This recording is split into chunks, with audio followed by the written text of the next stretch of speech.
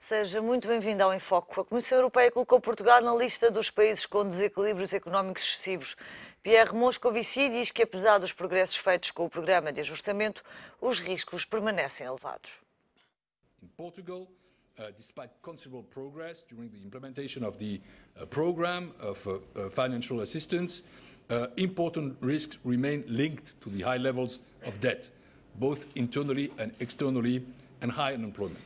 This is why we have concluded that Portugal also should be in the category of excessive imbalances. Troika e Eurogrupo aprovaram a lista de reformas apresentadas pelo Governo de Atenas, mas para que a Grécia possa continuar a beneficiar da ajuda financeira dos parceiros europeus, as medidas têm ainda de receber luz verde dos vários parlamentos nacionais, entre eles o alemão. O Eurogrupo aprovou o pacote de reformas apresentado pelo governo grego. As medidas tinham sido exigidas na reunião da passada sexta-feira, a troco de um prolongamento dos empréstimos europeus em 4 meses. Mas este é apenas o início de um processo que tem ainda de passar por vários parlamentos nacionais, incluindo o Bundestag alemão. This list is just an indication of the kind of reforms that they would like to push, like to replace, and also the ones that they would like to continue. And it's going to take time to really get into the details and to design a new contract or agreement which will carry us on for 4 months. As reformas apresentadas pelo governo de Alexis Tsipras receberam também luz verde da Comissão Europeia, Banco Central Europeu e Fundo Monetário Internacional, embora com reservas por parte de Mário Draghi e Christine Lagarde. Em carta enviada ao presidente do Eurogrupo, a diretora-geral do FMI escreve que, em algumas áreas, incluindo nas mais importantes, a carta do ministro das Finanças grego não oferece garantias claras de que o governo pretende implementar as reformas previstas, em particular, nota o FMI, no IVA e no sistema de pensões. Já para o BCE, a carta é suficientemente abrangente para ser um ponto de partida válido, mas sublinha a falta de propostas concretas que possam ser validadas pelas instituições em relação ao crescimento, finanças públicas e estabilidade financeira. Na carta enviada à Troika e ao Eurogrupo, o ministro grego das Finanças, Yanis Varoufakis, compromete-se, por exemplo, a não aumentar a despesa com salários da função pública, a alargar o combate à fraude e evasão fiscais e a não reverter as privatizações já concluídas. Eduardo Cabrita, Nuno Encarnação e Raul Almeida são os convidados deste Enfoque. Muito boa tarde, meus senhores. Raul Almeida, começava por si hoje, olhando aqui primeiro para as declarações de Pierre Moscovici. A Comissão Europeia colocou então Portugal na lista dos países que ainda têm desequilíbrios excessivos. Durou pouco este tempo em que Portugal foi apresentado como um bom aluno. Vimos isso no Eurogrupo, Portugal a servir até de bom exemplo. Não, antes de mais, boa tarde. Estas declarações de Moscovici parecem-me, são normais e retratam uma realidade que nós não escondemos. Nós sempre dissemos que, face àquilo que este governo encontrou, que a situação que está muitíssimo melhor, a economia está a crescer, o desemprego está felizmente a descer, mas eu tive sempre o cuidado, e as pessoas que tenho ouvido da parte da maioria têm tido sempre o cuidado, de dizer o desemprego, por exemplo, para mim é o que mais me aflige, por causa das implicações sociais, por causa daquilo que quer dizer em termos da vida das pessoas, está muito alto para aquilo que nós desejaríamos. O facto de termos descido muito, felizmente, o desemprego, em relação àquilo que foi provocado pela situação do governo que nos precedeu, não quer dizer que os números ainda não sejam altos. Portanto, não há milagres. Eu acho que Portugal, a questão do bom aluno, eu não gosto dessa metáfora ou dessa imagem. Agora, Portugal é um exemplo na Europa e é um exemplo, Portugal e os portugueses, daquilo que se pode fazer com sacrifício, com regra, com método e sendo sério no cumprimento dos objetivos. E isso não deixarmos de ser em momento algum. Eu lembro hoje que, por exemplo, na comparação, nós aparecemos hoje na visão internacional equiparados à Espanha, mas com menos risco político. Por exemplo, no mesmo dia em que se sabe isso, também se sabe isto. E a visão que o exterior, que a comunidade internacional tem de Portugal, é uma visão francamente positiva. Claro que os níveis de desemprego ainda são altos, claro que o crescimento económico é constante, tem fundamento e é sólido, mas ainda não está nos níveis que nós desejaríamos. Agora, nós temos que ver que batemos no fundo. Nós chegámos a um ponto, há 3 anos e tal atrás, em que estivemos perto, muito perto, e quando digo perto estamos a falar há um mês, não estamos a falar, haveríamos de lá chegar um dia se continuássemos assim, não. Estávamos pertíssimos da bancarrota. Neste momento, descer números de desemprego, descer o déficit, como nós descemos, de valores que superavam os 10% mas nota-se aqui para os valores em questão. preocupação, Almeida, nota-se aqui uma preocupação com a execução deste orçamento para 2015 e, aliás, a Portugal, já depois do programa, acabou por ir negociando aqui umas metas mais flexíveis. Não, há também esta ideia de que depois do programa de ajustamento ter acabado, o ímpeto reformista do Governo também abrandou. Não, eu acho que há digamos, um preconceito que temos de vencer. Há um bocadinho a ideia de que no fim de um programa de ajustamento que foi duro, em que Portugal foi, em que o Governo, com a força que o cumprimento de todos os portugueses deu, foi negociando algumas metas ao longo do programa. Nós hoje falamos em negociação de metas e negociação de medidas como se fosse algo inédito, altamente revolucionário e uma vitória sobre as instituições de assistência, mas Portugal foi fazendo isso ao longo do programa de ajustamento pela mão do atual Governo. E por ter a legitimidade de ter na retaguarda os portugueses que iam cumprindo paulatinamente as metas que o país ia assumindo para sair da situação em que se encontrava. Portanto, o que nós temos do lado português na observação de Portugal é um país mobilizado, que tem vontade de vencer e que sabe cumprir compromissos e que tem essa capacidade, essa vontade férrea que é o cumprimento dos seus compromissos com os parceiros internacionais. É um país fiável. E isto não nos podemos esquecer. Nunca, não tem a ver com bons alunos, com maus alunos, não tem a ver com ser mais alemão ou menos alemão, mais grego ou menos grego. Tem a ver com esta realidade que os portugueses construíram para si próprios. O governo é este, liderou este processo, mas o mérito é sempre dos portugueses. Eduardo Cabrita, mas neste comentário de Pierre Moscovici existe a palavra riscos, existe a palavra desequilíbrios excessivos, existe preocupação com dívida, com desemprego. É uma Europa, estranhou esta Europa, eventualmente, ou esta Comissão, menos benévola para Portugal depois dos últimos dias, ou não? Não é uma questão de ser benévola ou não. A questão que, aliás, a Comissão, o que disse, e é um elemento positivo desta Comissão, a prioridade que é dada ao investimento, quando este Governo sempre diabolizou o investimento. Ainda recentemente, o Primeiro-Ministro dizia que investimento é despesa, investimento é criar dívida. A Europa põe como prioridade a criação de emprego. Essa foi uma matéria que sempre surpreendeu o Governo. Agora, o que há aqui é uma avaliação objetiva, num quadro daquilo que é um problema geral, um problema mais amplo, que é europeu, que determinou uma situação de estagnação, uma Europa à beira da deflação.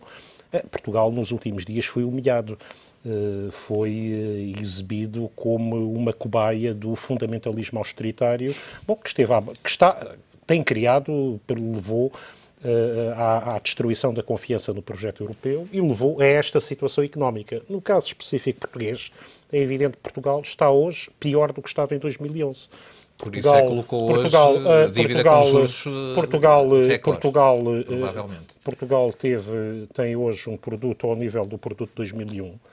Portugal tem um desemprego superior ao que tinha em 2011 e superior ao que tinha nos anos anteriores. Não é? Portugal tem uma falta terrível de confiança dos empresários, um déficit de investimento público, mas também de investimento privado. E, finalmente, na dívida, o Banco de Portugal confirmou na sexta-feira passada aquilo que a UTAU vinha dizendo, é que em 2014 a dívida pública continuaria a subir. E, portanto, é fundamental a existência de uma estratégia que permita maximizar os fatores de confiança, confiança para as famílias, confiança para os empresários, não esta destruição de ativos estratégicos que tem marcado estes 4 anos, e que permita conjugar a consolidação das contas públicas com o crescimento económico. Manifestamente não tem sido, mas diria que ao nível das contas públicas, e quando olhamos para a emissão justamente de hoje, diria que ao nível das contas públicas e da confiança externa em Portugal que as coisas caminharam no bom caminho, mas é preciso fazer-se o resto do caminho agora. Mas repara o seguinte, aquilo que foi uma evolução menos negativa da economia deveu-se, como sabemos, exatamente ao contrário daquilo que queria o Governo. Isto é, as exportações andaram pior do que o Governo desejava e previa, e aquilo que andou melhor foi a procura interna, fundamentalmente por aquilo que o Governo não quis, isto é, pela declaração de ilegalidade dos dois últimos orçamentos de Estado. Relativamente à evolução dos juros... Da confiança externa em Portugal. Não, dos juros soberanos.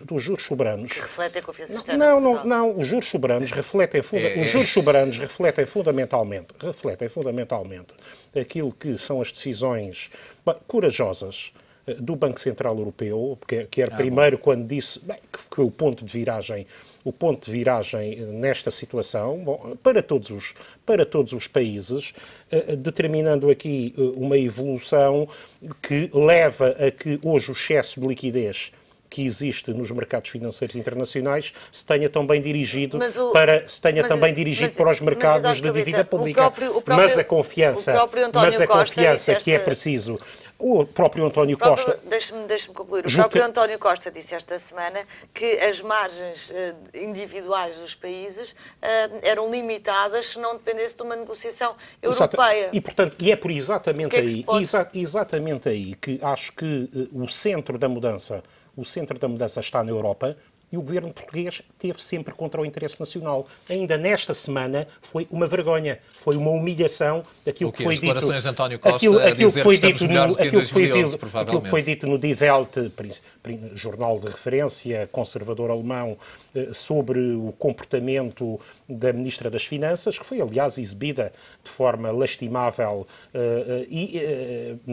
numa conferência com o Ministro das Finanças alemão, porque eu entendo que o que aconteceu nos últimos dias não é bom, não é uma questão grega, é uma questão europeia. O que aconteceu nos últimos dias é bom para a Europa e é bom para Portugal. Uma lógica de talibãs da austeridade que era defendida pelo governo português e alguns outros extremistas é que não conduziria aqui à criação de resultados. É necessário. E, portanto, na Europa... Eu dou só 3 exemplos. Não temos tempo para 3. Não, investimento. O governo português contra. Flexibilização do tratado orçamental. O governo português contra. E, portanto, o governo português é uma vergonha que tradicionalmente e sistematicamente se manifesta contra, do lado errado do debate europeu e contra o interesse nacional. Nuno Encarnação, muito boa tarde. E pedia também um comentário aqui à questão dos desequilíbrios excessivos identificados pela Comissão Europeia. Onde a Comissão Europeia assenta muito esta sua ideia de última hora é na questão da dívida pública. E a dívida pública é um bicho-papão que nós nos esquecemos várias vezes como é que apareceu. E só para termos uma ideia, a dívida pública começou agora na sua fase ascendente. Estava previsto para que fosse 2013, para que fosse em 2013 o seu pico. Foi assim que estava previsto, e estava previsto pelo Morando, nas negociações de Morando, que se atingiria esse pico em 2013, não atingiu em 2013, em 2014. Na ordem dos atingiu-se nos 131,5% do PIB. Agora está nos 128,7%, menos de um ponto daquilo que o Governo tinha previsto no seu Orçamento de Estado do último ano. Por isso, o que vale a pena aqui relembrar é o seguinte. Se hoje é tão preocupante para estes senhores que a dívida pública é uma dívida muito grande, vale a pena referir que em 2005 a dívida líquida representava 66,2% do PIB, em 2011 95,2% e em 2014 118%. É isto que está, a dívida líquida. Isto é, porque nós não podemos comparar março de 2011 com 311 milhões de euros em caixa, que era o que havia na altura, o que o engenheiro Sócrates nos deixou ternamente em caixa para fazer face às nossas dificuldades, E aquilo que agora nós temos, cerca de 17 a 20 mil milhões em caixa, essa almofada financeira que, se descontarmos esse valor, a dívida pública andará na casa dos 118 mil milhões de euros. Aliás, com a intenção da Sra. Ministra, que já referiu, que nos próximos 2 anos e meio, desse valor serão pagos 14 mil milhões ao FMI, o que obviamente irá baixar rapidamente este valor da dívida pública. Mas depois há outra situação que é esta. O Eduardo Cabrita falava na questão do investimento público. Eu não compreendo a questão do investimento público, que nós mantemos esta senda do investimento público, quando o país, aquilo que tem que fazer rapidamente, é de facto diminuir o seu rácio de dívida. Tem que ser pago. Nós, em 2005, se não estou em erro, pagávamos 4,7 mil milhões de euros em juros de dívida, e para este ano, no Orçamento do Estado de 2015, está previsto 8,9 mil milhões de euros. Por isso, se nós tirássemos estes 4 mil milhões, nós vivíamos em paz e sossego, dava para investimento público, dava para aumentar salários, dava para tudo. Mas, de facto, este é um problema central. Mas esses números já a Comissão Europeia tem presentes quando faz esta avaliação e ainda assim reclama medidas decisivas para a execução não derrapar. Não se pode perder aqui algum do capital de confiança que Portugal tem vindo a ter? Por exemplo, se a Comissão Europeia está preocupada em nós não atingirmos os 2,5% de déficit que estava previsto para 2014 e sim os 2,7% que nós nos propomos manter, eu não acho que haja aqui nenhum mal, que não vai nenhum mal ao mundo. Se a Comissão Europeia está preocupada que... Mas em termos da redução de 0,5% que se pedia ao ano, Portugal provavelmente já não vai conseguir cumprir. Como assim? Não se nota que há um abrandamento naquilo que é o cumprimento do programa e do tratado orçamental, sobretudo. Depois do final do programa, o cumprimento do tratado orçamental. Não acredito nisso. Aliás, porque até os índices são mais benéficos para a economia do que até eram na sua previsão.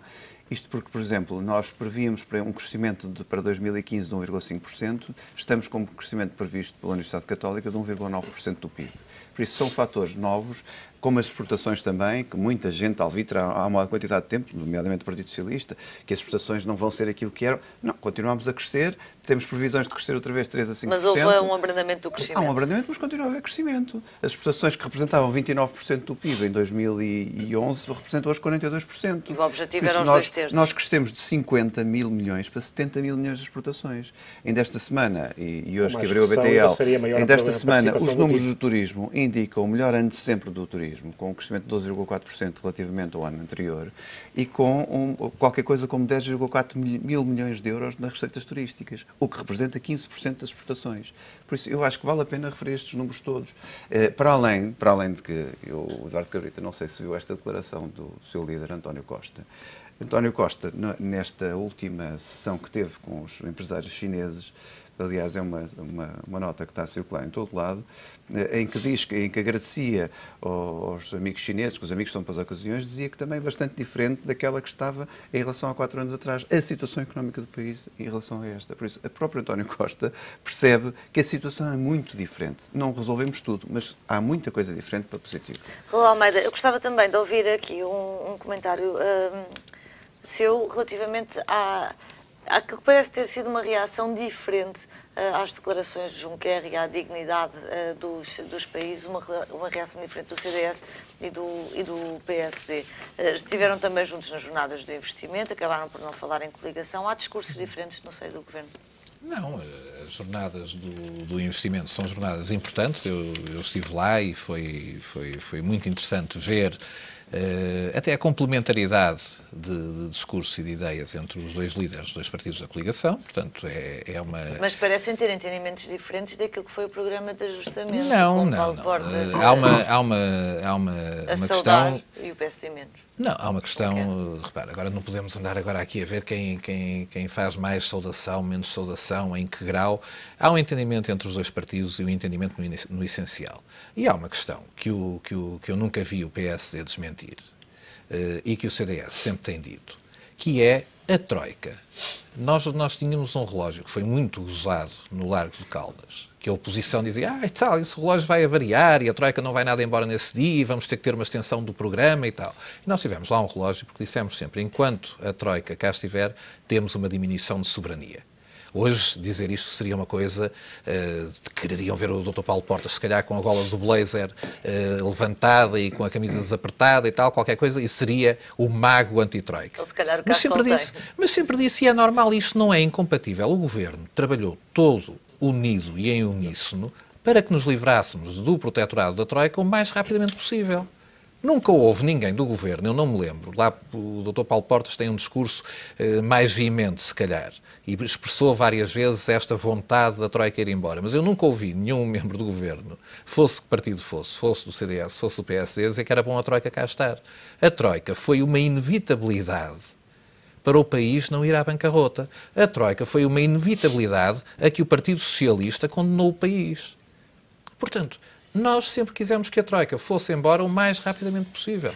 Os dois partidos da coligação, ambos trabalharam nesse sentido, verbalmente, com mais entusiasmo, com menos entusiasmo.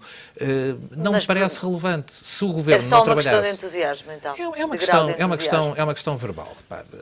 Há questões que nós temos que ver, eu fico espantado, eu ouvi aqui há pouco o Eduardo Cabrita, nós temos que nos entender e tem que haver coerência no discurso. E conforme estou a dizer, o problema não é, digamos, de veemência verbal ou não. Eu entendo, não senti em momento nenhum que o nosso parceiro de coligação sentisse que queria cá a Troika. De maneira nenhuma. Agora, houve esta afirmação permanente, que eu acho que era uma afirmação que seria até em nome do Governo, que de facto o Presidente do CDS disse: nós não queremos, isto vai acabar no dia tantos, se Deus quiser vão-se embora, e foram. Aqui a grande diferença de discurso, a grande diferença de opinião era com a oposição, que dizia: não vão embora neste momento.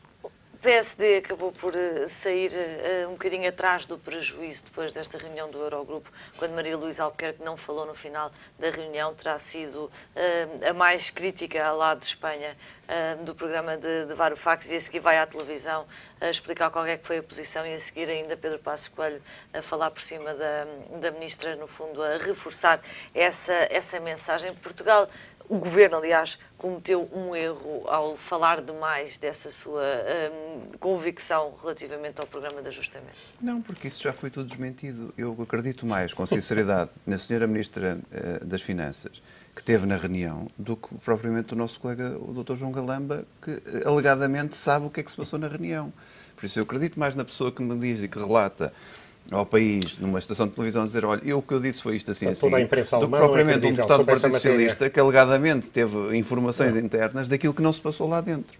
Por isso eu não consigo perceber essa situação. Depois o Sr. Primeiro-Ministro voltou a desmentir qualquer de uma dessas teorias. Por isso, mas só o